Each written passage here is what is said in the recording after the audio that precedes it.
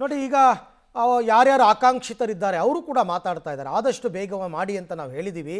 ಆಗ್ಬೋದು, ಇನ್ನೊಂದು 2-3 ದಿವಸದಲ್ಲೇ ಪಟ್ಟಿ ಫೈನಲ್ ಆಗ್ಬೋದು ಅಂತ. ಸೊ ಬಹುತೇಕ ಬುಧವಾರ ಗುರುವಾರದಲ್ಲಿ CM ಡೆಲ್ಲಿಗೆ ಹೋಗ್ತಾರೆ ಅಂತ ಅನ್ಸುತ್ತೆ.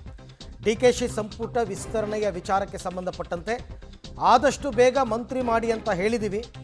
2-3 ದಿವಸದಲ್ಲಿ ದೆಹಲಿಗೆ ಕರೆಯೋ ಸಾಧ್ಯತೆ ಇದೆ ಅಂತ ಸಚಿವಾಕಾಂಕ್ಷಿ ಅಶೋಕ್ ಪಟ್ಟಣ್ ಅವರು ಹೇಳಿದ್ದಾರೆ. ಬೇರೆ ಬೇರೆಯವರು ಕೂಡ ಶೀಘ್ರವೇ ಸಂಪುಟ ವಿಸ್ತರಣೆ ಆಗುತ್ತೆ ಅಂತ ಕೂಡ ಹೇಳಿದ್ದಾರೆ.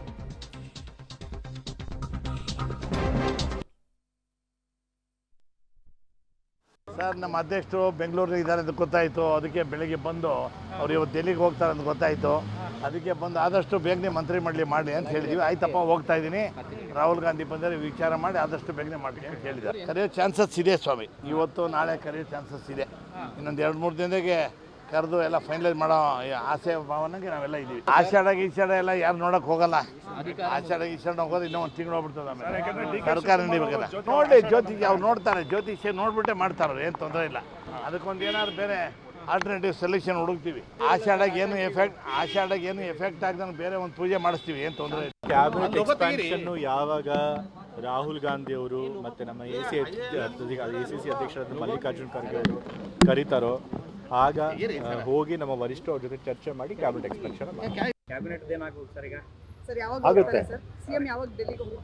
ಡೆಲ್ಲಿಗೆ 1 or 2 ಡೇಸಲ್ಲಿ ಹೋಗ್ತಾರೆ. ಮುಂದಿನ ತಿಂಗಳು 6ನೇ ತಾರೀಕು ಅಸೆಂಬ್ಲಿ ಇರುತ್ತೆ. ಅದರಿಂದ ಒಂದು 10-15 ದಿನ ಮುಂಚೆನೇ ಕ್ಯಾಬಿನೆಟ್ ಆಗ್ಬೋದು. ಅದ್ರ ಬಗ್ಗೆ ಮಾಹಿತಿ ಇಲ್ಲ. ಒಟ್ಟಲ್ಲಿ ಆಗಸ್ಟ್ 6ರಿಂದ ಸೆಷನ್ ಇರುತ್ತೆ. ಗೊತ್ತಿಲ್ಲ. ಅದು ಮುಖ್ಯಮಂತ್ರಿಗಳಿಗೆ ನಾವು ಯಾವತ್ತು ಕರೀಬೇಕು ಮತ್ತು ಎಷ್ಟು ದಿನ ಇರಬೇಕು ಅನ್ನೋದನ್ನ ಮುಖ್ಯಮಂತ್ರಿಗಳ ವಿವೇಚನೆಗೆ ನಾವು ಬಿಟ್ಟಿದ್ವಿ. ಇದು ಅವರು ತೀರ್ಮಾನ ಮಾಡ್ತಾರೆ. ಕೇಳಿದಾರ, ದೊಡ್ಡ ಜಿಲ್ಲೆ ಇದೆ, ಕೊಡಬೇಕು ಅವ್ರೆ. ದೊಡ್ಡ ಜಿಲ್ಲೆ ಇದೆ, ಕೊಡಬೇಕು. ಕೊಟ್ಟರೆ ಒಳ್ಳೇದಾಗುತ್ತೆ. ನಾವು ಯಾರಿಗೆ ಶಿಫಾರಸು ಮಾಡಿಲ್ಲ, ಹೈಕಮಾಂಡ್ ಅದನ್ನ ತೀರ್ಮಾನ ಮಾಡ್ತೀವಿ. ಇಲ್ಲ, ನಮ್ಮ ಯಾರು ಸಂಪರ್ಕ ಮಾಡಿಲ್ಲ. ಅಂತಿಮವಾಗಿ ಹೈಕಮಾಂಡ್ ತೀರ್ಮಾನ ಮಾಡ್ತಾರೆ. ನೋಡೋಣ, ಅದೆಲ್ಲ ಹೈಕಮಾಂಡ್ ಅವ್ರು ಮಾಡ್ತಾರೆ. ಯಾರು ಪಕ್ಷಕ್ಕೆ ಅವಶ್ಯಕತೆ ಇದೆ, ಮುಂದಿನ ಚುನಾವಣೆಗೆ ಯಾರು ಅನುಕೂಲ ಆಗ್ತಾರ ಆ ದೃಷ್ಟಿ ಇಟ್ಕೊಂಡು ಮಾಡ್ತಾರೆ ಅಷ್ಟೇ. ಸಿದ್ದರಾಮಯ್ಯ ಅವರು ಮುಂದಿನ ದಿನಗಳಲ್ಲಿ ಪಕ್ಷ ಸಂಘಟನೆಯಲ್ಲಿ ತೊಡಗಿಸ್ಕೊಳ್ತಾರೆ ಅನ್ನುವಂಥದ್ದನ್ನು ಅದು ಹೇಳಿದ್ರು. ನಾವು ಹಿಂದೆ ಹೇಳಿರಲ್ಲ ಅದನ್ನೆಲ್ಲ.